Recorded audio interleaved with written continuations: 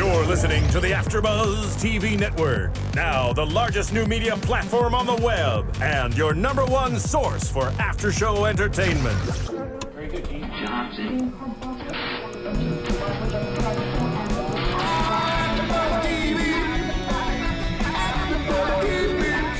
From the AfterBuzz Studios in Los Angeles, California, presented by Maria Menounos and streaming live thanks to Akamai Technologies. This is AfterBuzz TV's The Leftovers After Show. We'll break down tonight's episode and get you all the latest news and gossip.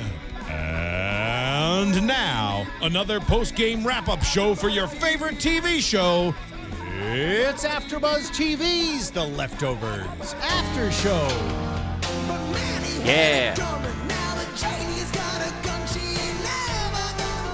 Nora's got a gun. Yeah. Chief's got a gun. Patty doesn't have a gun, but everybody else does.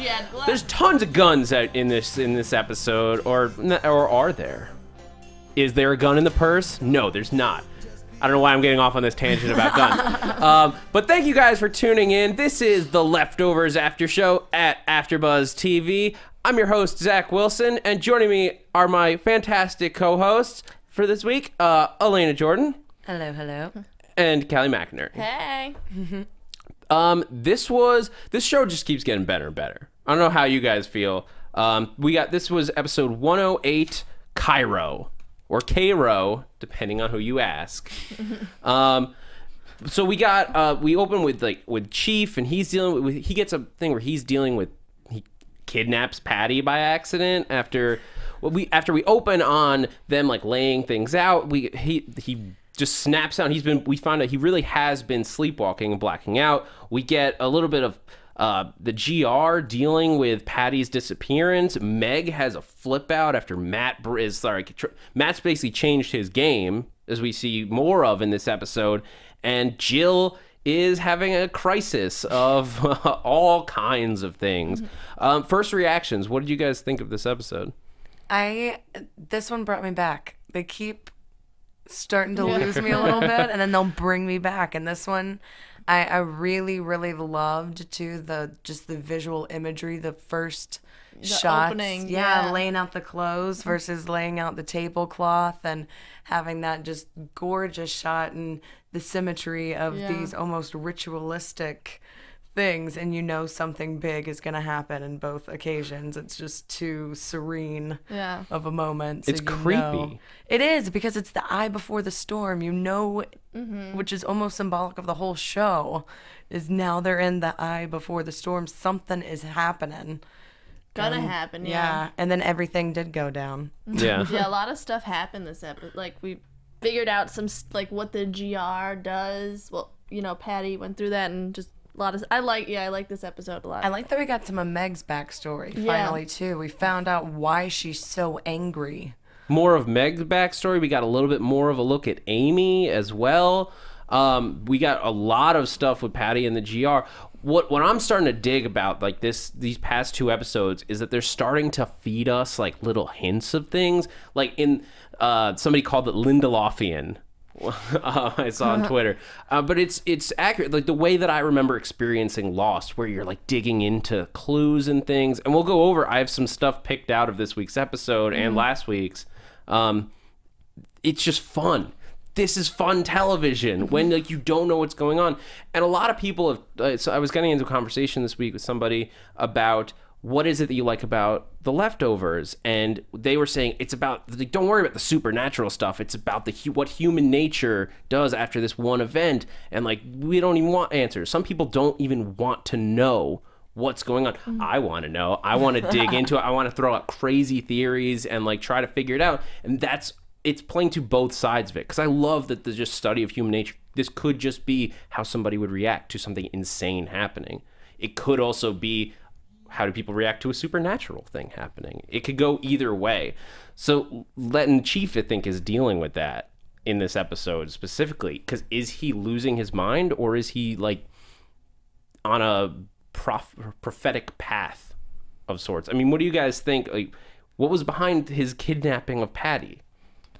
I don't know. I feel like he is kind of going crazy, and it's really sad to watch him like go slip slowly into madness, you know, because it's just so sad, and you realize how long has this been going on, because you finally find the white shirts, and it's the white shirts, which were stapled like in a circle, in like the trees, like nailed to the trees, in like, it almost looked like a ritualistic pattern. Which now we found out that's where his shirt went in all the billboards.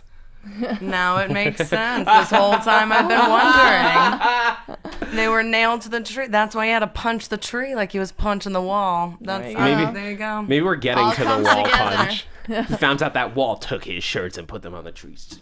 Fine with me. Keep taking his shirt. Yep. I mean, as like one of the kids said, that dude is jacked. Yeah. I hope like his father, like how he ran around naked in the woods to go crazy. I hope he does that too. Is that your not prediction, just optimism for the future of the show? More Justin Theroux. Yeah. I mean, but Chief, he had like a lot of stuff to deal with. Like he goes to bed after this nice dinner. He's doing everything good. Like seeing with Nora's going really well. His daughter's butting heads with his girlfriend a little bit, but that's to be expected. But then he wakes up in the car with the bald man. I love how they made you think that it was going to be another dream sequence with like the quick flash. Yeah. And then it's like, oh snap, this crazy situation is actually your real life. Start freaking out. Well, it's starting to put everything into question. What was a dream sequence? Was any of it a dream sequence? Well, I love too that Patty finally turns to our mystery man Dean guy and goes, hey, what's your deal? You don't have a license. You don't have a record. I look up everybody. You're a ghost. And he says, I prefer guardian angel. Oh, that was such a creepy line. I was like, oh. Like, I know that they put that in there to, like, make us be like, he's an angel. He's like a demon angel, though. Well, because he's like... Sorry, go.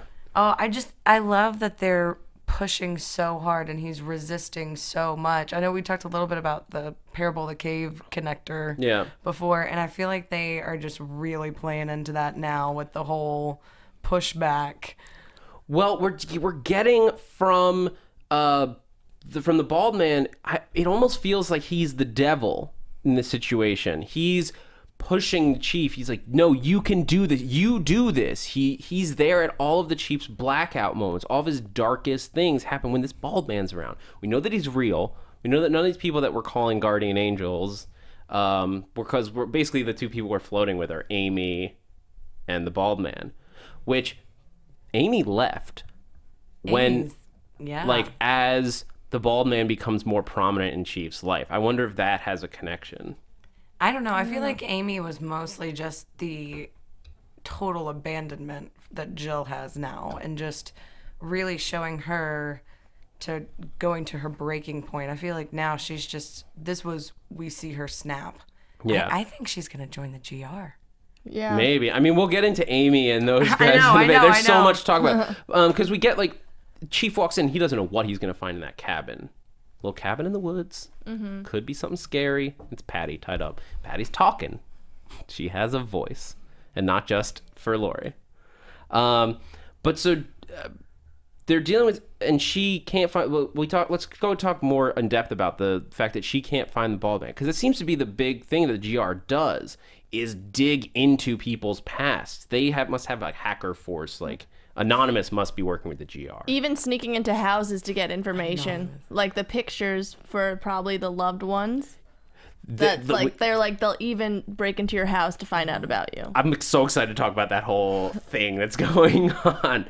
But with Patty, because what is her, I guess her goal, like, what do you guys think of her big speech that she gives at the end where because they go through the whole thing where the bald man wants to kill her. He's like, you should just kill her and be done with it. Like, you just wanted to do this. And I was like, I'm down. Whatever you want to do. We're friends. The bald guy, he thinks they're friends because of all the Chief's blackout moments, I guess. He's just hanging out with him whenever he sleepwalks. But what do you guys think what is his motive? It's not just that he's friends with this guy. What is his motive? The bald man's motive? I don't know. I don't think he really has one. I think he's just to help Kevin. figure out who he is or something. I don't. He's a supernatural force Yeah. that they just haven't fully fleshed out yet. And I think they're going to keep throwing us those little hints, like the guardian angel to the demon. And then I think they'll call him many different things before we really Find are out. able to pin down. Because I feel like he's going to be somebody that we don't fully get all the answers for. And I feel like a lot of these characters, that's going to be kind of the situation. And I know you were talking about asking about Patty. Yeah, well, and her big speech. Yeah, but my theory with the bald man, because with dealing with Patty, because he kills her, and then as he's walking away, he is like, "I tried. And you're on Shut your the own F up, now. I tried." Yeah, she either talked him into killing her, which I guess is how he sees getting Kevin out of the situation, but I'm starting to think maybe he's more connected to the GR than we realize. What if he's an outside puppet? Maybe he's not working, maybe he's not leading the GR or anything crazy like that, although that thought did pop into my mind. But maybe advancing the GR is somehow in his best interest. I feel like somehow the GR are some sort of martyrs Yeah, to some degree. Yeah, and they are tied to this whole, overlaying biblical aspect of having him as some sort of being, this cosmic being that's being brought down to help Kevin.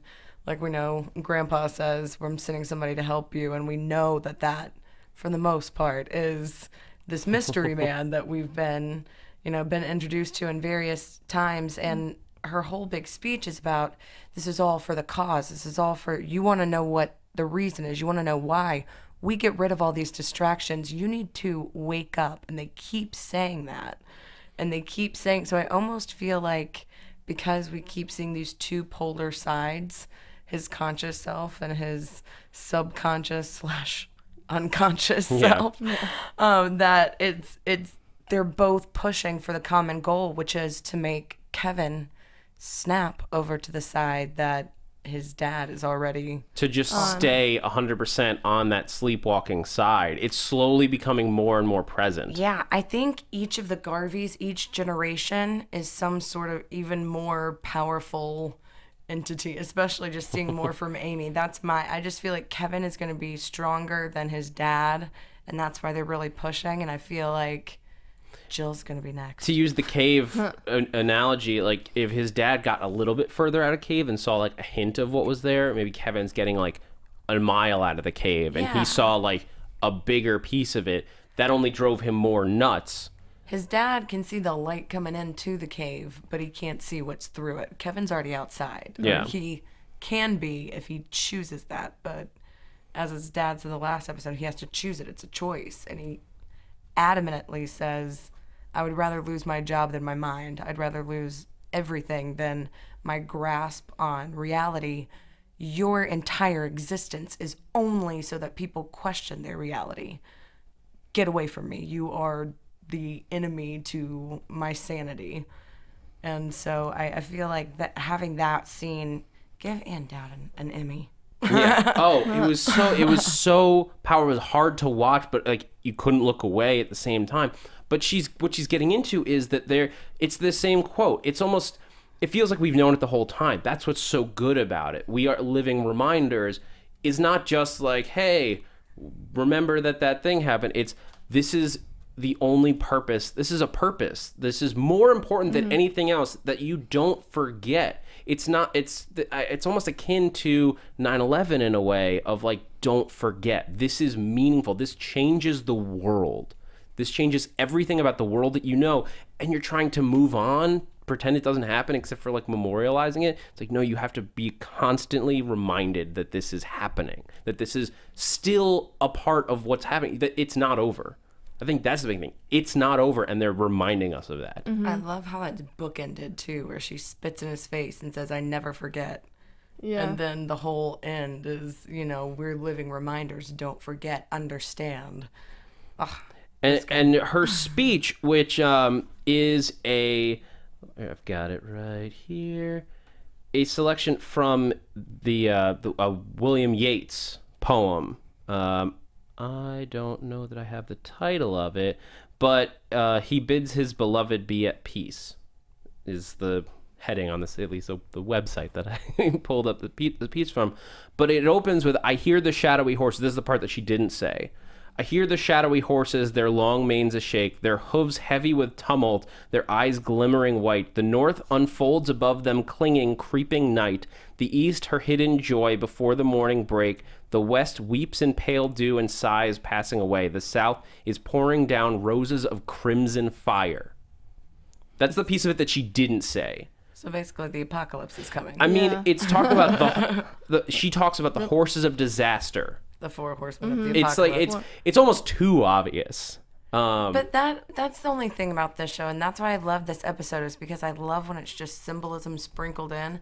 And I really hope that this is, you know, they kind of give us that red herring and they don't spell it out that literally. I mean, I don't think this isn't Sleepy Hollow. We're not getting like the horsemen of the apocalypse like riding through town. Right, but essentially this is almost the harbinger. Like, this is the first sign of the end of days. Or is it? Is that just how Patty sees it? We get all these different cults, and we've like talked about them so much in the past, like all the different things that people go nuts about. Is this the right one? Are the GR on the... I think I talked about it a few weeks ago. Are the GR the good guys at the end of the day? It's some pretty crazy methods. Are they the good guys? I feel like nobody's a good guy, you know, because everybody's just trying to find a different way to figure it out, to figure out what happened, and this is their take on it. I don't know, I liked how she gave us more information about why they do that. Like, it's a reason to, like, that's why they don't talk, because, you know, they don't want any distractions from forgetting. So, I mean, I think they think they're the good guys because they're not hurting anybody, they don't believe in violence, but... I don't know. Yeah, wow. She said she wants to strip it all away until we are erased. Mm-hmm. They want to not need to exist, which I think is a very... They're the ultimate martyr because they don't just give their life, they give their self. They killed... Patty admits that she killed Gladys. Mm-hmm. Yeah, flat out, which we pretty much surmised. Yeah, it seemed kind of obvious. There was a moment, like... where I thought the chief might have done it after this, like in the middle of this episode. Because his member, like the just because he's blacking out, and he attacked a GR member, it seemed like it could make sense. But no, it made sense that Patty did it. Mm-hmm. It's her greater good mentality, which is so terrifying. And I think and then she tells the chief that Lori's next. Yeah, that like I'm starting to think everyone's next. Could the GR be like mass suicide coming down the line? Is that could we have a season finale where the GR just mass suicide? It's just a whole bunch of white sneakers and Kool-Aid. I hope not. I hope not. I mean, it could be. That could be. They have chapters all over the country, at minimum, if not the world. That's a way to make people remember. People do not forget a mass thousands of people committing suicide at the same time. Yeah. But I don't know that like they need to continue their mission. I feel like, you know, because then everyone's just like, oh great, they're gone. Yeah. They've already erased themselves. I feel like their whole thing is that it's weak to give up. It's, you know, she even says it's weak to give in. Mm-hmm. Don't let them get to you. That's what makes this even more difficult. It's almost easier to just die off than to be around and be berated and know that you've given up and chosen to give away your life, but still see it like a living ghost. Yeah, and Meg's dealing with that in this episode, where she's just straight up. Matt confronts her straight up, and it's so. I loved this first scene where she's attacking him. She's yelling at him for doing exactly the same thing that the GR does to everyone else. Yeah, you come here. Get away from me. You can't be here. This is my home. Like, she's yelling all this stuff at him, which is exactly the stuff everyone yells at her. Mm-hmm.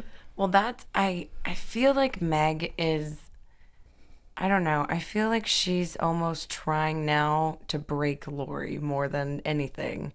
Because I feel like she's just decided this isn't, she's still not fully on board. Obviously, she's screaming left and right. Mm-hmm. But when Nora kind of gives her that dig, and then Meg brings it up, and Lori keeps shushing her, and then finally just smacks her as hard as she can and just shushes her with tears in her eyes, and you can tell she's finally showing emotion.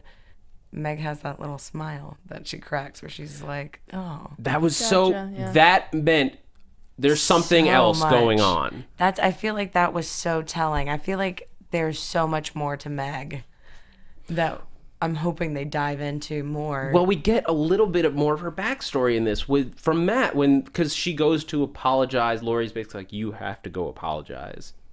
And they go to Matt's place. Nora's there. Nora's not, where she's like, you bitch. You beat up my brother. She's taking care of Matt's wife. And she's ready. I think she's ready to choke Meg, to be perfectly straight with you guys. But we find out that Meg's mother died on October 13th. And, sucks. And I love that line. Matt basically points out that like her grief was stolen from her. Her like losing your mother. She has a right to be angry. Her grief was hijacked. Yes. Exactly. And I love that line. So brilliant. Great writing in this episode. Even the like 2 lines that he has in this episode We're are so like good. Why are you so awesome, Christopher Eccleston? You like have 2 scenes and you eclipse almost everyone else, except for and Dowd and Liv Tyler and so many other except people for in this all episode. of the other awesome performances Everyone that we else. got. Patty. Yeah, but that's a huge thing. Her mother died, and then that's one of the worst days of your life. But then this insanity happens, unexplainable, 2% of the population gone.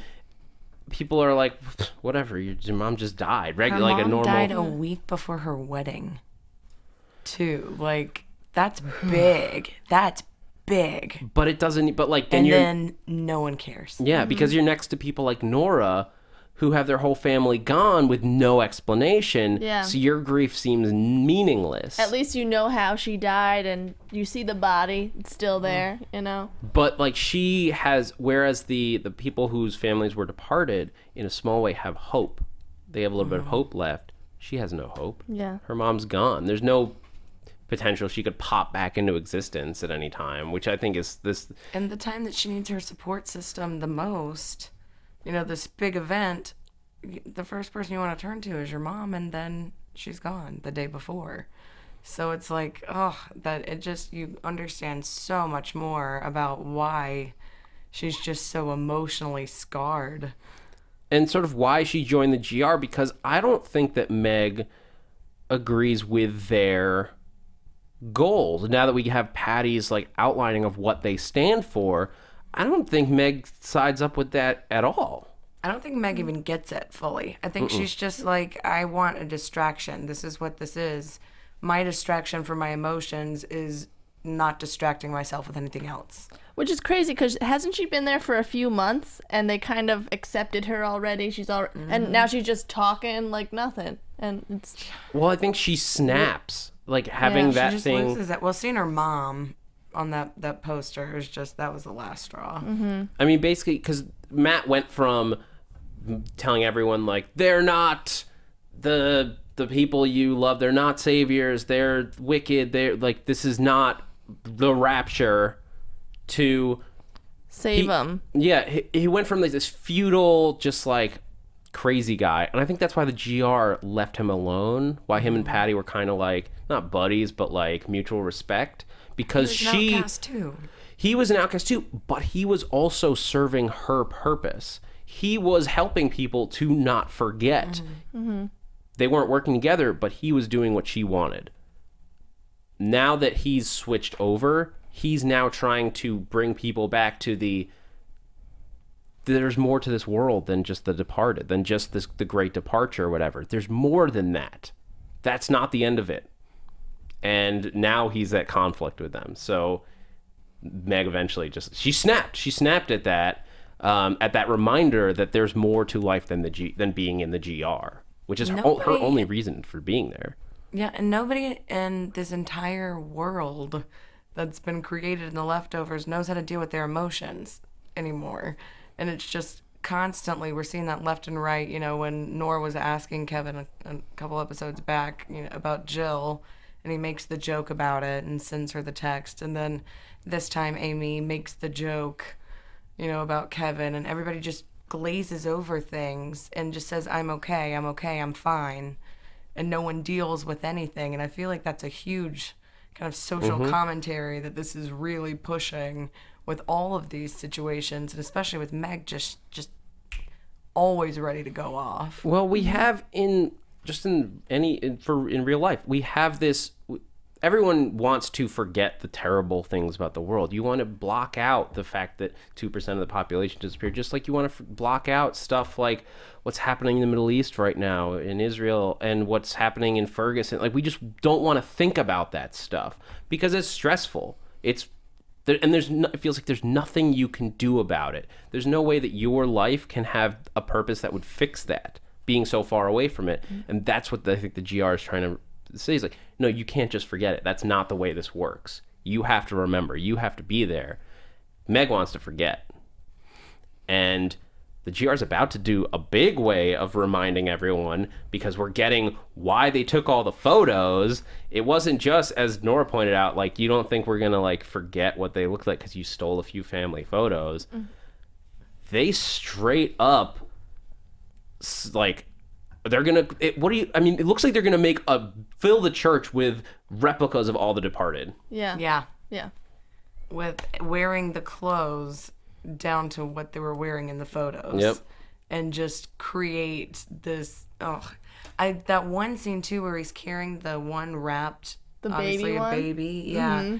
And it's almost a flashback to the baby Jesus one that they had in that episode that was wrapped the same way. And they just keep having those little subtle shot reminders.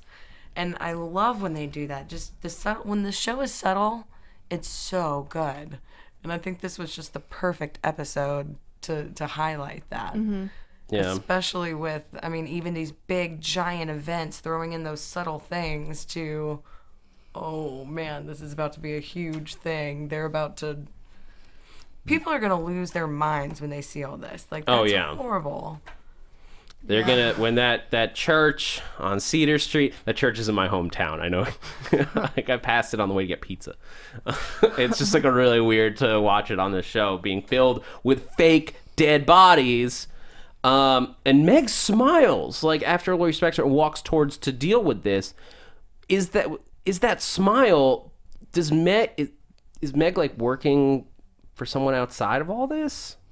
Is my first thought, because that's like a weird time to smile. I feel like Meg, there's something going on with her. I feel like she has some sort of bigger connection to something. Yeah, she's smarter than you think. I feel like she's not she's not the complainer for just a complaint. She's doing it for a reason. Yeah. And not to analyze casting too much, but like, Liv Tyler is not like coming in to play like this tiny little role, like, where she doesn't talk all the time. Like, this is a bigger role. It's possible that she could just want to come in for one season and go away, but I don't think so. I don't think so either. I think, there's something to it, her.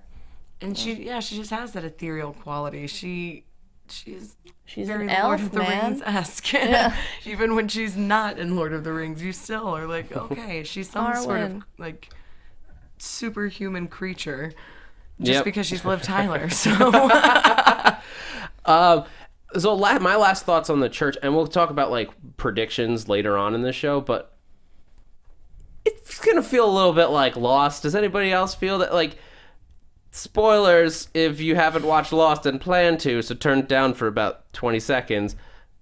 The last thing is like a bunch of dead people in a church, essentially, on Lost, and another like ethereal plane or whatever, and now we're gonna fill a bunch of dead people in a church. Just saying, I can't ignore it. Moving on. We already talked about flashbacks to different shot references. Maybe it's just like, hey, remember my other show? Go buy it on DVD. Season 6 available now. But so we're gonna take a quick moment as we talk about that and talk about iTunes. Guys, thank you so much for tuning in every week, listening to us babble on about this show, listening to us get excited, talk about our theories. But the reason we do that is for you guys. We do it for the fans, and we want to be able to make this show the best show that it can possibly be for you. So part of that, we need your help. We need you to go onto iTunes, go onto YouTube, rate the show, give us a review. Hopefully it's 5 stars. I really hope it's 5 stars, guys.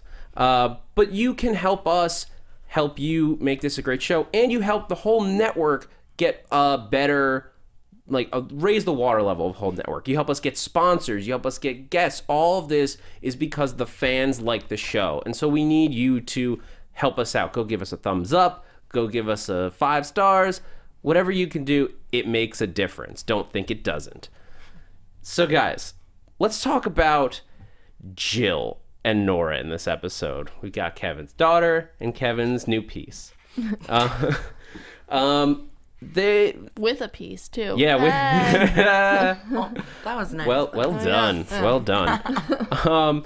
But so they're at dinner after the creepy dual musical opening scene, and Nora's a different person. You almost don't recognize her as she walks out of the house. She's got those big earrings on. She's just smiling, cracking jokes. The GR. Yeah. Wayne's hugs, man. Wayne's hugs. And TM. yeah. And I guess Justin Theroux's almost love. Well, love. 'Cause Yeah, they did it. almost. Yeah, no, they did it. Yeah. Oh, they no. That's why she's so happy. That's why she is. She finally got some boom sex in last week's episode. Mm-hmm. She just got it. I mean, everybody needs that in their life occasionally. Yeah. Especially on HBO. But so, what do you guys think about Nora having the gun? To me, it doesn't seem like such a big deal. She's going into a lot of strangers' homes, dealing with a very, as Amy points out, a very tough subject to deal with. Amy would say, I'd flip out on you. Mm-hmm. I think a lot of people would. Mm-hmm. You're dealing with grief, and somebody's going to come and ask you over 150 questions or something because they talk about for question 121. So there's a ton of questions, all about the most intimate parts of the person you lost, their life. Yeah, I don't think it was that big of a deal, the gun. I think Jill was just trying to egg her on. But also, I guess she made it into a big deal herself because the gun kind of, once it's gone, that means she's okay. She doesn't need it. But now that it was still there, it's showing that you can't be okay from. It's proof. This, it validates her suspicions when, that's why I think she gets so intense about it, is Nora saying that she's okay, and then Jill's just saying, there's no way you can be okay. Nobody can be okay. Mm-hmm. Don't say that because I'm not. But she doesn't want to admit it to herself. Because for Jill, the departure took her mom, but not in a way that her mom's just gone and she can move on and she can forget, just like the GR is there for. Her mom is constantly around reminding her of how horrible the departure was to her. She chose to leave. Mm-hmm. It wasn't that she was taken. It's that she consciously chose to leave her daughter behind. Mm-hmm. And that's huge when there's that big of a global scale event on top of that. Again, who do you want to turn to as your mom? I feel like that's almost Meg is saying, you are a mother to Jill ever since she saw that connection. I almost feel like she's saying, don't leave her when she needs you. I lost my mom. Don't choose to abandon her. So I almost feel like that's part of Meg's intentions too, is because of this connection that she has to the abandonment that Jill feels. Interesting. That she might be trying to get Jill her mom back. Yeah. That could very well be. Maybe it's not her overall motive, but I think you're right. It's why she's trying to get her to flip out when Kevin's dating again and all this stuff. Maybe not even consciously, just subconsciously. Yeah. Mm-hmm. She just wants to put her care about your family. Mm-hmm. For the love of God, care about your family. And smacking, and I think that might be why she smiles when she gets hit, is maybe I'm getting through. Yeah. She's at least emotionally smacking me for something. She's breaking a little. Yeah, exactly. So they search for the gun, and in case you didn't get the analogy of the gun is a symbol for whether she's okay or not, the twins spell it out. Yeah. I love the twins. Come on. They were saying what we were thinking, though, about everything. About everything, yeah. Do you Dude is think ripped. Amy really banged Joel's dad? Yeah, Joel's dad's real hot. That was an intense scene in the park. Yeah. Well, first of all, they're like in the middle of like the park, which is very busy. There's kids running around everywhere, and they're smoking a joint. Nobody It's cares. that reality now, you know? Yeah, no, it was just an interesting piece of the world that like they can do around kids. They'll just be like, we're gonna smoke up some weed, whatever. Yeah. I mean, I guess they're not gonna get busted for it in this world where they're burning each other. Who really cares about a little pot? And I almost feel like all of the adults are somewhat jealous of the kids because they won't remember. They don't know about this big event. It won't be as big a thing to them. So I feel like everybody's just like, meh, whatever. No. Well, it's very much, and I don't want to harp on the analogy too much, but it is very much as reminiscent of 9/11. Like, it was in 2001. I remember I was in 9th grade at the time. I'll never forget that day. There are kids that are 13 years old now who were born after that. They have no memory of that moment where a lot of the world changed. The way that people see the world, the way that how safe they feel in this country changed in an instant. In one day, the world was a different place. And that's not something you get very often. They say every generation has it. Our parents' generation had the JFK assassination, and we had 9/11. These are terrible things that happen. And the departure on this show, that's their moment of the world is no longer what you thought it was. Any other thoughts on Jill? There's the dad exchange. Did you F my dad? Try not to swear on this show. Let's get a yes or no. Did Amy have sex with Kevin? I think yes. I don't know. I don't think so because I feel like he wouldn't. But maybe blackout Kevin would. I think it was pre-blackout Kevin. I don't know. I don't know if that's who he cheated with necessarily, but I know that they're definitely setting it up to make you think that, and I'm buying it. I'm in. I think. I'm like, you hooked me. I think that's what it is. I mean, Patty even says when she's talking to Kevin was, she didn't leave because you cheated on her. She told me.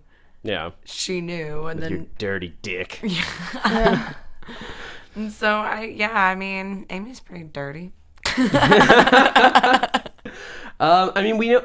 I want to get an Amy episode. I know that it's a short season. We only have a few episodes left, but like I want to get to know. There's something going on with Amy. We still don't know her whole backstory, like why she's living there. Like she's some sort of I feel like she has to be some sort of something. I feel some sort of connection, like how the mystery man is for Kevin, Amy is for Jill. She's just always there. She's like her little guardian. But now she's left, and now Jill's completely on her own and has absolutely no one. When Amy leaves, she's just gone. And I think, I'm sorry, I know I'm like going off about Jill, but I love too, right after she leaves and she starts to cry and stops herself because she will not let herself feel these emotions. She's trying to become callous to all of it. And then walks out to the dog. Which I almost thought she was going to kill the dog. And I was about to, like, lose my shit and be like, no, Jill, no. Have you noticed, though, that all these, like, crazy rabid creatures, they freak out over everybody. Like, the dog freaked out, but Jill walks out and they're calm. Yeah. And they're relaxed. And her granddad, they're calm, they're relaxed. And he doesn't know why he has to go save her in the refrigerator, but that's part of his mission. There's something about Jill. She's important. She's a key piece. And I feel like Amy is there to make sure that she doesn't go too far off track.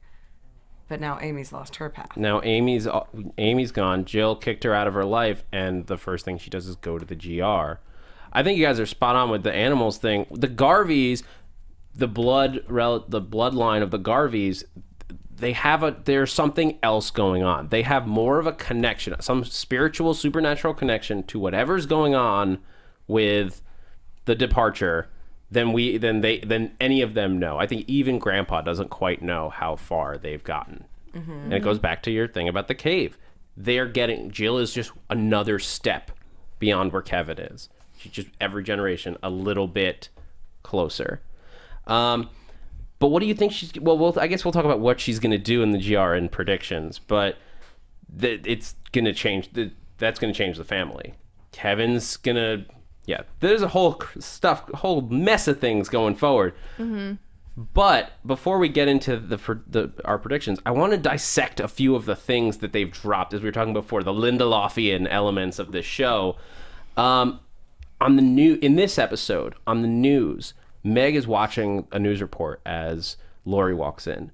And I paused it and I went back and I listened to what it says. On the outskirts of Defeed, which is not a real city as far as my research shows, a mass grave was empty. So there was a mass grave. All the bodies are gone.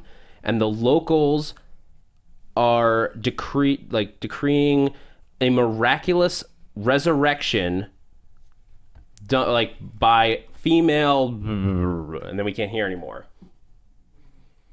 What do you like? There's somebody in another part of the world. They sent in tanks and military because people are going nuts, claiming that there was a resurrection of a bunch of bodies. That's not they didn't drop that just like, oh, we'll just throw some crazy stuff in the background. Like that's gonna come back. It's gonna mean something. Defeat sounds like it's in Egypt, and we know on the cover of the National Geographic from last week there was a reference to Cairo. And if you go on to, I tweeted this out if you want to find it, but on the Reddit Leftovers subreddit, Mini Apocalypse got a copy from HBO of the National Geographic from the episode and really broke down everything. The coordinates that they deal with are in the vicinity, like they're right near the Egyptian Museum of Antiquities. Kevin's got a scarab tattoo on him. So there's a lot of Egyptian stuff going on in here. I don't know what you guys, I just threw out a ton of information. We can dissect this a million different ways. What do you guys think about the news report, the Egypt connection? There's definitely something there too. I mean, they go to Cairo, New York, which is Cairo, and they say Cairo over the radio with a static, and then later we hear when Kevin's leaving the message for Nora, it turns to the same static that was on the radio. There's some sort of connection to Egypt and some sort of global connection all the way around for this big event that's coming. Yeah. I mean, could it be that the Egyptians somehow connected all this way? Maybe there's a scripture buried in a pyramid or something about predicting this, and then predicting whatever it is that Wayne and Patty are talking about that's coming around now. And after 3 years, something else is happening. Now. Yeah, it won't be long now. Mm-hmm. Who knows what's going to happen? Well, we're going to talk about it in predictions. And now, your AfterBuzz TV predictions. Stephen Lemieux is doing a dance in the engineering booth, and it's Marissa's shaking her head. Let's talk about the leftovers, you guys. I don't want to deal with the engineering room's craziness today. So what predictions do you guys have? Kelly, what have you got? Well, I think Jill's gonna join the GR, and Lori's gonna become the new Patty. She's gonna be the new leader. Mm-hmm. Either that, or Lori's gonna drop out, be like, "No, Jill, you don't," because she's joining. You know, it's gonna either go like she's gonna go hard into the GR or not. So I'm seesawing about that. I think you're spot on. Yeah. For one of them. I don't know which one, but I agree. Yeah. I think that the Garvey family are all going to be revealed to have some sort of the supernatural tendency, but I think Tommy's not going to have it because we know that he's not really a Garvey, and he's going to get left out, and it's going to be this whole big thing. He'll get back just in time to not be included in the family bonding time. I think by the season finale, maybe in the season finale, we're going to get Kevin and Grandpa Garvey in this double Super Saiyan, super power up fugue state prophet mode where they're just gonna I don't know, give us all kinds of answers, because a lot of people talk about they don't want answers. They think that the show's never going to give us an answer to where they went or why. I think that that's short-sighted. I don't think that it's that simple. They're gonna we got a season 2, by the way. Yeah. There's gonna be a season 2, guys. But I think that they're going to change the game in a way at the end of the season and make it so that there's going to be a whole list of new questions, but they're going to give us another information. They're going to give us a step out of the cave, and the Garveys, only together will they be able to give us all of that information. Like the Super Friends. Yes. Yes. Alone they cannot possibly defeat, but together they are the Garveys. Coming to HBO Sunday nights at 10. Good job. I also predict that after this show, we're all going to dance a lot. Yeah, probably. We're just going to be dancing. It's season 2, so we're doing a dance anyway. Yeah. So thank you so much for tuning in, guys. This show is just better and better as we go. Like, when you think it's going to dip, it goes back up and gets crazier. I can't wait for next week. Elena, where can people find you on Twitter and Instagram? You can find me on Twitter at Alana Jordan, ALANA JORDAN, and I'm on Instagram as That Alana Jordan Girl. There you go. Cool. And my name's Kelly McInerney. You could find me on Instagram and Twitter at HollyWeirdo. Cool. And I'm Zach Wilson. You can find me on Twitter and Instagram at ThatZachWilson. That's Zach with a CH. Spell it right. And you can also catch me here at AfterBuzz on The Strain and MasterChef. I'm Zach Wilson. Thanks for geeking out with us. From executive producers Maria Menounos, Kevin Undergaro, Phil Svitek, and the entire AfterBuzz TV staff, we would like to thank you for listening to the AfterBuzz TV network. To watch or listen to other after shows and post comments or questions, be sure to visit AfterBuzzTV.com. I'm Sir Richard Wentworth, and this has been a presentation of AfterBuzz TV. Buzz you later.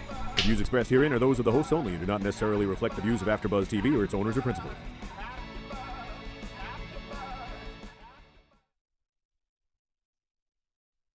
Thank you for watching AfterBuzz TV on YouTube. For more of your favorite after shows and interviews, subscribe to our channel here, and be sure to share your opinion on the episode in the comment section below here. We'd love to see what you guys are buzzing about. Thanks again. Buzz you later.